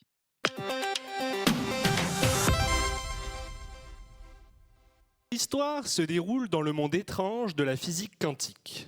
Tout ce qui est minuscule appartient à ce monde. Atomes, molécules et électrons en sont les habitants. Qu'est-ce qui les caractérise? Ils ne sont pas des particules, mais pas non plus des ondes. Ils sont les deux à la fois. Ces objets, étranges par nature, se comportent de plus très bizarrement. D'un royaume à l'autre, on peut voir de tout. Dans certaines contrées, tout le monde bouge à l'unisson, se muant dans un élan collectif indissociable. Tandis que dans d'autres, personne ne fait la même chose, chaque habitant étant dans tous ses états. Nous allons, quant à nous, nous plonger dans le royaume ferromagnétique, non moins absurde. Ici, tous les atomes semblent faire de même, pointant leurs doigts vers le ciel, sans apparente raison, mais avec une certaine passion. Notre protagoniste est un jeune électron, cherchant, comme tout adolescent, sa place dans ce monde au moins aussi compliqué qu'alambiqué.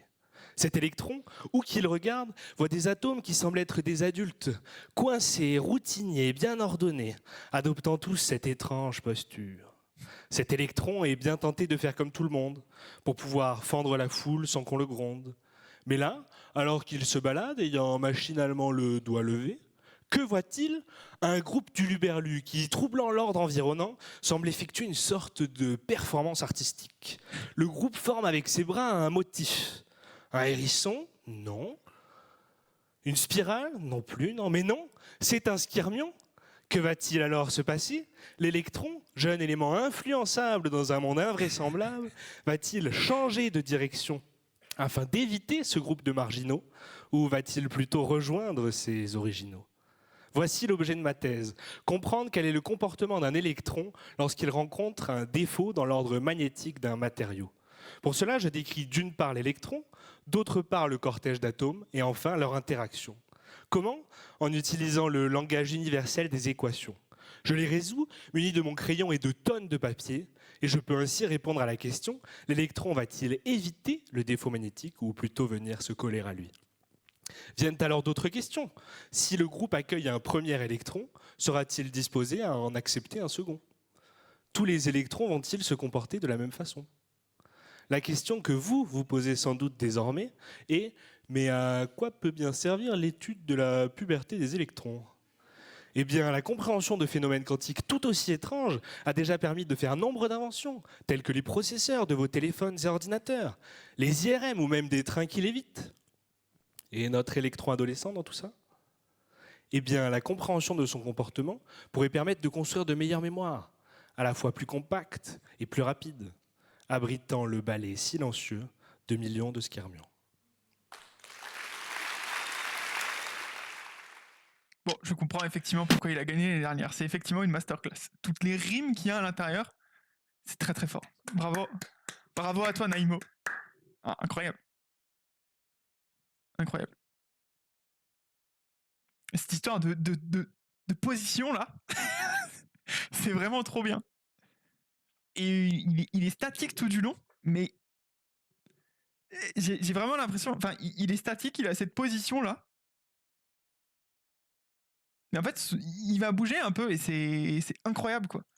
Bonne diction, même en mimant, je bégayais plus. Non, mais il vraiment bon. Il a pas gagné la finale pour rien. Hein. C'est sûr que là, on regarde un champion. Non, trop bien en vrai. C'est trop stylé. Bon, voilà un petit peu un tour d'horizon. Voilà un peu un tour d'horizon donc de MT180. Je trouve que c'est cool de regarder comme ça. Je pense que ça pourrait presque devenir un peu plus. Après, c'est un truc qu'on pourrait refaire parce que je trouve que c'est sympa de regarder ça. Bon, après, bon, les analyser, je vous les analyse un peu mode PMU, quoi. Je vous parle un peu de. Bon, bref. Mais juste pour aborder des sujets de recherche qu'on connaît pas trop, bah en fait, c'est plutôt intéressant. Le skirmion, bah, je n'avais jamais entendu ce mot avant d'avoir écouté ça, donc c'est plutôt cool. Et franchement, c'est hyper intéressant. C'est trop bien. Je sais pas, moi je trouve ça vraiment trop cool. Voilà. Bon, on en a à peu près fini pour MT180. Mais c'est pas tout à fait fini. On a encore un petit truc à aborder. Parce que... Ah, attendez. Laissez-moi reprendre le script.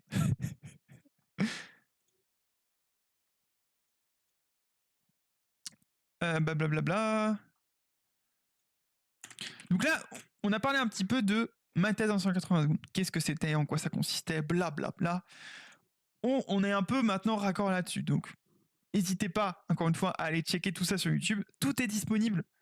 Tout est disponible. Donc, faut vraiment pas hésiter à aller fouiller, en fait, juste tomber sur des trucs au hasard, des trucs comme ça. YouTube, plus généralement, est une mine d'or à contenu scientifique vraiment intéressant. Si vous voulez aborder des sujets, MT180, c'est une super porte d'entrée. Vous avez pas mal de youtubeurs qui l'ont fait. En plus, vous aviez... Donc là, on avait dit qu'il y avait Manon Bril, donc de C'est une autre histoire, qui a fait MT180.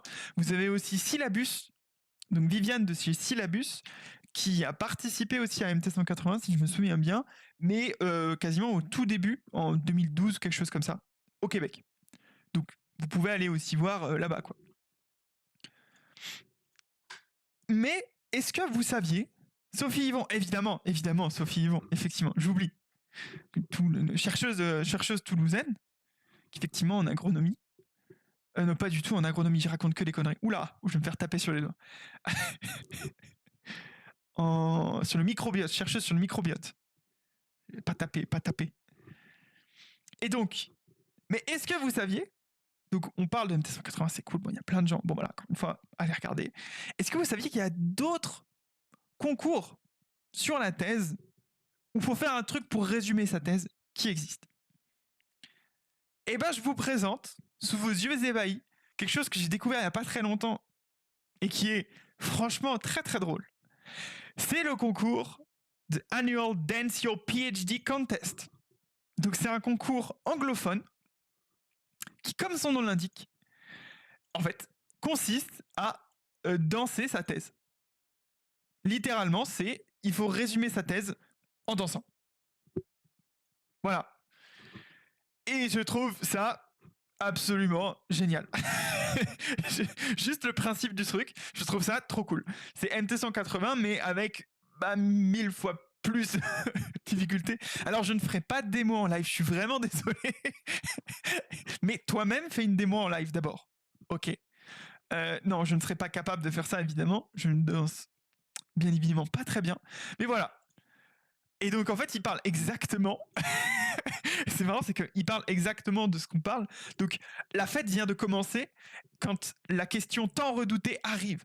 Et donc, à propos de quoi est ton PhD? Donc, tu te lances dans une explication en essayant de juger le niveau d'intérêt plus tu vas loin. Et ça prend à peu près 1 minute avant que quelqu'un change de sujet.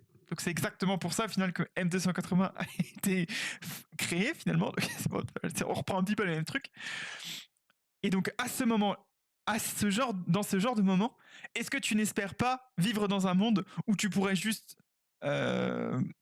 demander aux gens de sortir leur téléphone pour regarder une vidéo expliquant ta thèse à travers une danse d'interprétation? Eh ben, c'est le cas, tu vis dans ce truc. Et voilà, et c'est comme ça qu'il présente en fait Dance Your PhD. Et en fait, c'est hyper simple de participer à ça. Il faut, étape 1, transformer sa thèse dans une danse. Étape 2, la poster sur YouTube. Et étape 3, envoyer le lien. Donc, vous êtes français, vous êtes ce que vous voulez, vous pouvez participer à ce concours. Et c'est ça qui est trop bien. C'est que, en fait, vous avez juste besoin de partager ça. Je pense... Alors, complete official rule. Peut-être qu'il y a quelque chose par rapport en anglais. Donc, voilà, vous devez avoir plus de 18 ans, mais bon, ça, c'est normal. Est-ce qu'il y a quelque chose par rapport à l'anglais? English. Language. Pas du tout, mais je trouve rien. Donc en tout cas, bon, si ça vous intéresse, vous avez les règles juste ici, vous pouvez les lire, c'est super. En tout cas, vous avez le site internet. Mais par contre, ce qui est encore plus intéressant, c'est pas forcément de regarder les règles de ça, c'est d'essayer d'aller regarder les vidéos qui sont sur YouTube. Et alors, celle-ci, en l'occurrence, je ne l'ai pas vue. Non pas parce que je voulais pas me spoil, mais parce que j'ai pas bien préparé mon truc et que j'aurais dû la regarder avant. Mais c'est pas grave. Donc, c'est parti. Donc, à savoir que le gagnant de cette année, on va pas pouvoir le regarder parce que je crois que sa musique, il l'a sortie en single, ce qui la rend, je pense, copyrighté. Là où il est dit dans les règles qu'il faut que la vidéo puisse être publiée sur YouTube sans qu'il y ait de problème de monétisation. Donc le type qui a gagné cette année, qui a fait un truc sur les kangourous, qui est exceptionnel, je vous mettrai le lien dans le chat. Le gars qui a gagné cette année, du coup, il a sorti un single à propos de son truc, quoi. Donc le mec, bon, il y avait un petit level. Celui-ci, normalement, j'ai regardé vite fait et je crois pas. Donc on va découvrir Nanomorphs Dance Your PhD 2023. C'est parti. Et je sais pas, est-ce qu'on peut mettre des sous-titres? A Molecular Sluts production. On va traduire automatiquement. Dr. Checkers Marshall. J'adore. Let's get it. Metal atoms and molecules bond. They assemble in a porous frame. Metal organic framework is the name. Diverse materials with so much potential, but they're made as bulky powders. Not very useful to harness MOF's power. We need to make them small. One MOF nanoparticle to rule them all.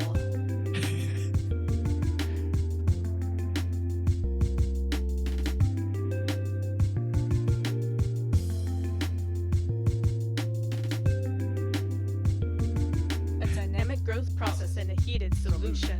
Metals, molecules in equal distribution. They bond and build large crystals over time. But we had something else in mind. To control crystal growth, add a modulator. Another molecule to confuse the linkers. Particles form quickly and then growth stops. Genetically trap crystals and make nanomorphs. C'est trop bien. De la chimie.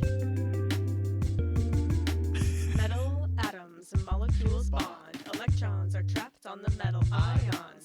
How can we help the electrons conduct? We change the shape of the molecular struts. Raise their energy and electrons flow smoothly. Make the path short and electrons hop easily. There is one more technique for which iron is unique. With all iron plus 2 electrons are slow. There's a traffic jam and it interrupts the flow.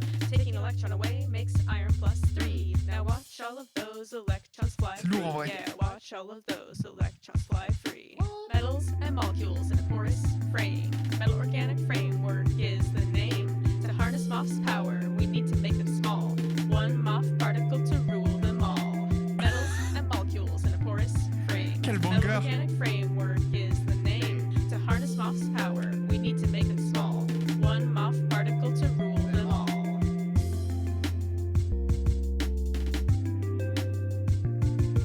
Vous voyez un petit peu comment travaillent les gens aussi. Là, ce qu'on voit, c'est une boîte à gants. Here's how to make iron triazolate nanoparticles. First, you mix your ingredients in the glove box. Next, bake at 120 degrees Celsius for several hours. c'est pas traduit. Finally, separate the particles by centrifugation. Check the structure with X-ray diffraction. Microscopy shows us the size distribution. Make them into films, either thick or thin, and study how the charges transport within. À l'intérieur de musique. C'est trop bien. A bulk powder has crystals of different size. They don't pack together and in between are voids. Electrons can't hop, so they get stuck. But small particles pack together so nicely. Electrons can cross an increasing conductivity. This behavior is strange, but we observed it many times. With this material, electrons quickly cross lines. With this material, electrons quickly cross lines.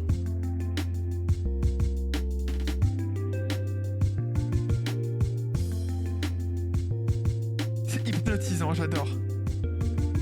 Fixed valency is a unique property. Iron 2 coexists with iron plus 3. Iron 2 is oxidized. Is this change reversible? Put them on an electrode, Oh, ça fait plus de 3 apply a minutes, hein. potential. With each iron 2 to transform, a balancing ion must enter the pore. Charge must not build inside of a crystal, so ions do the work to make it neutral. They must fit inside the spaces in the MOF, so we use small ions to get fast redox. Try a large ion, and to no surprise, less ions are inclined to get oxidized. Metals and molecules, porous frame. Oh, le chorus. Metal organic framework is the name. To harness MOF's power, we need to make them small. One MOF particle to rule them all. Metals and molecules in a porous frame. Metal organic framework is the name. To harness MOF's power, we need to make them small. One MOF particle to rule them all. Putain, ça doit être tellement dur à faire, à imaginer. C'est vraiment trop stylé. Choosing particle and ion size gives control over properties and makes chemists wise. But what can we use these particles for? Batteries, transducers, maybe more. Metals and molecules in a porous frame. Metal organic framework is the name. To harness MOF's power, we need to make them small. One MOF particle to rule them all. Le montage, il est exceptionnel aussi. In a porous frame. Metal organic framework is the name. To harness MOF's power, we need to make them small. One MOF particle to rule T'es them all. mort. Putain, il reste en tête en plus le truc. That's all I need to know about MOFs, man. Whoopsie. I'm fucking something here. University of Oregon. Bravo à eux. Non, vraiment, je trouve ça trop bien. Genre, c'est trop marrant. Shout out to my therapist. Shout out to my therapist. Dédicace. Oula. Oh. Non. Mais ça, c'est une chaîne YouTube, ça va être copyrighté, ça, 100%. Voilà. Bon, non, on va pas la remettre quand même. Bon, ça change un peu de MT180. Parce que du coup, il n'y a pas de... En fait, on peut produire un petit peu ce qu'on veut, mais alors, eux, du coup, c'est les overall winners. Ce qui est ouf. Donc, bon, voilà, si vous avez envie d'avoir les références sur, du coup, les MOFs, donc, qu'est-ce que c'était? Metal Organic Frameworks. Bon, voilà. Et si vous avez compris un peu, du coup, ce qu'ils racontent, c'est moins facile à capter que dans MT180, je dois avouer. Donc, il y en avait une deuxième, donc voilà. La première, j'ai peur de vous la montrer parce que je suis quasiment sûr que elle est... Je suis quasiment sûr qu'elle est copyrightée parce que le type en a fait un single, donc c'est pas grave. On va. La deuxième que j'avais trouvée, c'était celle-ci. Donc, Dance Your PhD 2022 Overall Winner, Electroporation of Yeast Cells. Donc, électroporation de cellules de levure, pardon. Et vous regardez dans la musique notamment, franchement, il y a eu du taf. Bon, ils ont leur réseau. Non, mais je voulais voir le labo d'où ils venaient. De quel labo? Docteur Popilas. D'accord, bon. Ça m'avait l'air assez qualitatif, donc let's be surprised. Allons être surpris.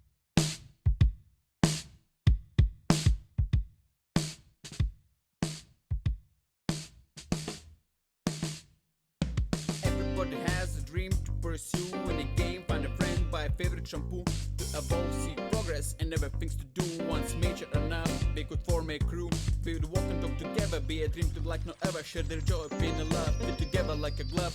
Create a new enzyme, flavor, color, pigment, be less ever. Hormone toxin in your brain, pharmaceutical cocktail. Once they sense a tingling feeling, motivation grows, no ceiling. No one now can make them stop. Reaching goals will lead to the top. Stimulation makes them sweat. Breathing and living raised by a get. No side effects, and don't forget, taste quickness, fresh mindset.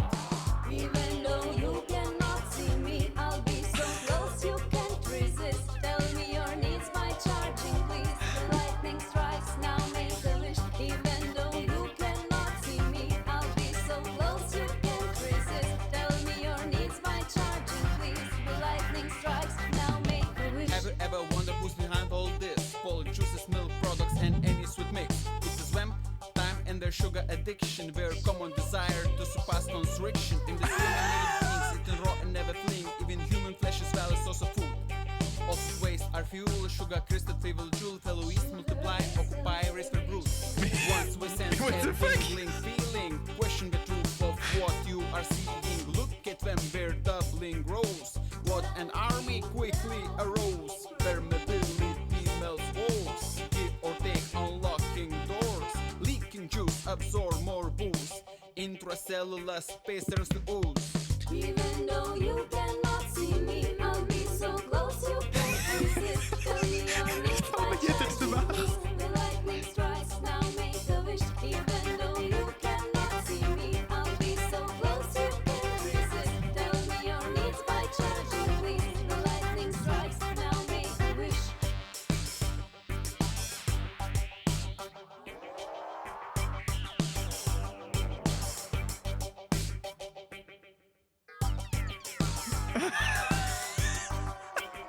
C'est génial. Strong selective pulses, deadly. Target cells in any medley. Fix the east goodbye with no pain. While bacteria prevail. Post-erectic field poke membranes. Only program cell death remains. Take from or put in whatever. Create tomorrow, being clever.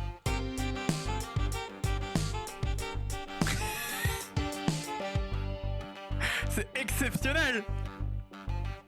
Waouh. Even though you cannot see me, I'll be so close you can't resist. Tell me your needs by charging, please. The lightning strikes, now make a wish. Even though you cannot see me, I'll be so close you can't resist. Tell me your needs by charging, please. The lightning strikes, now make a wish. Even though you cannot see me, I'll be so close you can't resist. Tell me your needs Oh, by c'est charging, mise. please. The lightning strikes, now make a wish. Oh là là, c'était exceptionnel. Oh. Waouh. Bon, on n'était pas sur le même niveau par rapport à celle d'avant. What the fuck. Incroyable. Oh. Putain, le level du truc. Vraiment le moment waouh, je crois que c'était... Attends, c'est où? C'est là. Oh, ce moment incroyable. Elle se divise et du coup, pouf, on en a deux, quoi. Incroyable. Je sais pas quoi dire. Vraiment, c'était... Putain, mais il faut que j'aille... Je retrouverai plus pour la prochaine fois. Hein.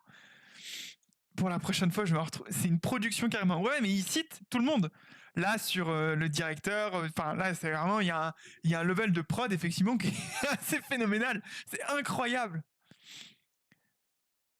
Attends, moi, par contre, je suis très curieux. C'est d'aller voir, du coup... On va faire un petit exercice. Parce que, du coup... bon, j'ai pas mis les sous-titres en français parce que ça serait superposé, donc ça aurait été un peu dégueulasse. Mais est-ce que vous avez réussi à comprendre un peu de quoi ça parlait? C'est ça un peu la question, parce que c'est assez difficile de réussir à se focus sur tout à la fois, surtout quand c'est qualitatif comme ça, en fait, parce que forcément, on a envie de regarder ce qui se passe là. Du coup, elles sont en train de manger du sucre, c'est rigolo. Enfin, bon, voilà. Mais c'est plus étonnant. On écoute un peu moins ce qui se passe. En fait, les paroles sont vachement importantes. Et sur l'électroporation, donc c'est l'utilisation. Donc, il marque à la fin, du coup, ici. Non. Ici, là. Incroyable. Investigation of yeast cell response to pulsed electric field treatment. Donc, investigation de la réponse des levures à des traitements de champs électriques pulsés. Ce qui est un nom globalement assez barbare, mais de ce que j'ai compris, effectivement, donc. Putain, mais il faudrait se la re-regarder, ça ferait un truc ça ferait presque une émission à elle toute seule. Cette vidéo, elle est incroyable. Moi, je suis curieux, c'est d'aller voir du coup un petit peu. Donc, on va chercher le nom du type sur Google. Bon, là, son LinkedIn. Est-ce qu'on peut avoir... Voilà, Google Scholar. Donc, Google Scholar, c'est... Bon, pour ceux qui ne connaissent pas Google Scholar, c'est un peu le moteur de recherche de Google pour les publications académiques. Et donc, on peut voir que il était donc il a dit que c'était donc 2022. Donc ça veut dire que sa thèse, il l'a très certainement eu soit en 2021, soit en 2000, sûrement en 2021 du coup.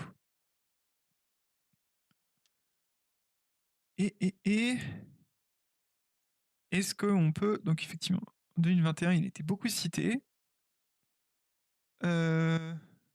Peut-être c'est un peu avant. Si on regarde celui-ci. Alors, on va regarder un de ces articles qui parle un petit peu de ça, effectivement. Alors, allons sur ici.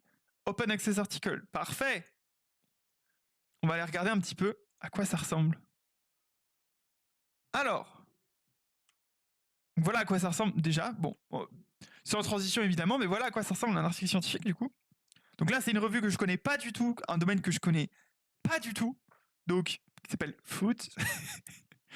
Donc voilà, donc dans une revue scientifique, il y a toujours la même chose. Donc on a le titre, les auteurs, ici souvent les affiliations des auteurs, un abstract qui résume en 300, 500 mots en gros qu'est-ce qui va être raconté dans l'article, les keywords, donc c'est les mots-clés du truc, et après on attaque l'introduction, tout blablabla. Moi j'aurais bien voir quelques figures.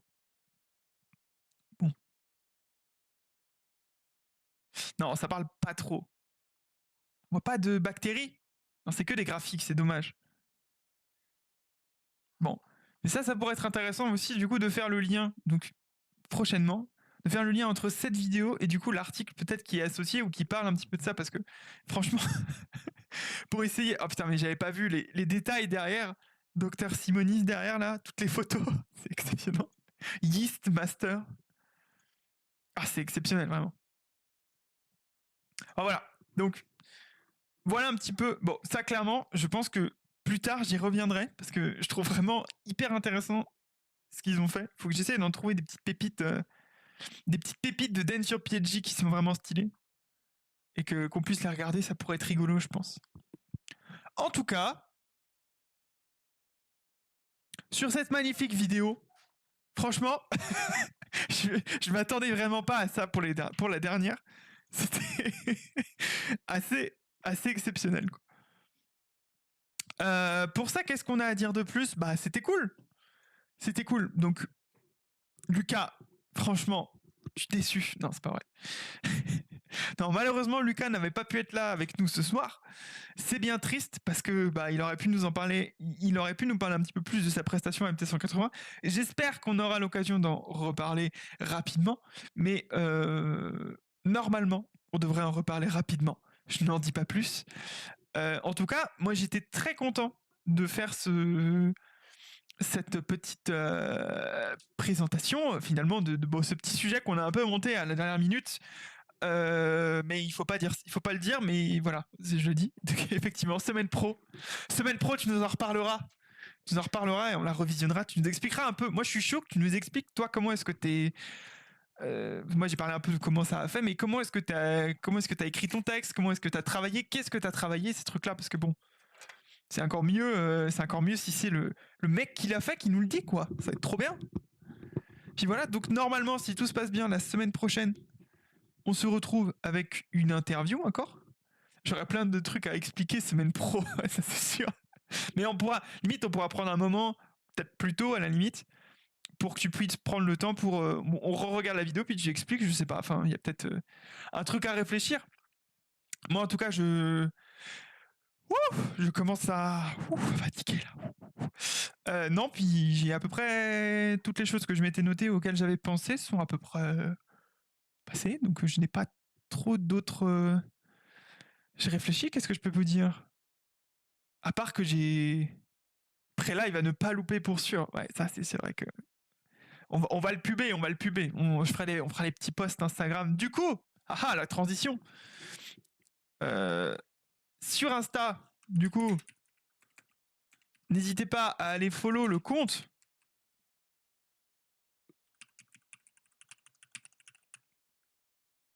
Sur Insta, donc @milipicoscience. Comme ça. J'ai oublié de dire que j'étais le boss. C'est gentil, c'est très gentil. Merci. Ça fait plaisir, c'est trop bien. Non, c'était trop cool ce soir. Donc, voilà. Donc sur Insta, c'est là où je poste la majeure partie des trucs. Parce que c'est plus simple de faire des stories. Puis j'aime bien, je peux mettre de la musique, c'est rigolo. Je fais pas de trucs sur Blue Sky ou sur X ou sur Threads ou quoi que ce soit parce que flemme. Donc si vous voulez nous suivre, et ben du coup, il faut follow la chaîne et activer les notifications. Vous recevrez les petites notifications quand on sera en live. Mais du coup, regardez, enfin, on essaye d'être là tous les mardis soirs. Ça fait 5 semaines, déjà 5, qu'on est là tous les mardis soirs, 21h. Donc, faites passer le mot. Partagez à tous vos amis, j'ai envie de dire. Non, abonnez-vous du coup à la chaîne. Lundi prochain, on se retrouvera sur Insta avec une image mystère où l'idée, ce sera d'essayer de voir de quel domaine on va bien pouvoir parler mardi. Parce que c'est un petit peu le but de tout ça. Et puis sinon, en tout cas, j'ai passé un très très bon moment. C'était très cool. J'ai pu parler. C'était très bien. C'était très cool. Et j'espère que vous avez tous passé un très bon moment aussi, que ce soit dans le chat. Merci à tous ceux qui ont parlé dans le chat. Merci à Ariama, merci à Ganouche, merci à The Hack Solo. Merci aux derniers followers aussi, à Wozil, Trackmania, incroyable, qui nous a permis d'atteindre les 30 followers. C'était trop cool. 30 followers, je rappelle, c'est l'objectif d'une salle de classe. Donc il y a une salle de classe qui nous a suivis. Donc c'est assez stylé. Donc prochaine étape, on verra. Je sais plus ce que j'avais mis. Je crois que j'avais mis genre prochaine étape, c'était genre 100. Et j'avais mis genre un amphi un lundi matin ou un truc comme ça. ce qui est plutôt accurate, je dirais. Amphi un vendredi matin ou un truc du genre. Bon, on y réfléchira en tout cas. En tout cas, voilà. J'espère que c'était cool. Et merci, évidemment. Il faut pas oublier mais les viewers de l'ombre, les viewers qui sont là et qui chill en écoutant un petit peu le truc, qui postent pas beaucoup dans le chat. Merci beaucoup. Je serais ravi d'avoir un retour si jamais, au cas où. Mais j'espère que, voilà, niveau technique, c'est pas encore... Il reste des trucs à faire.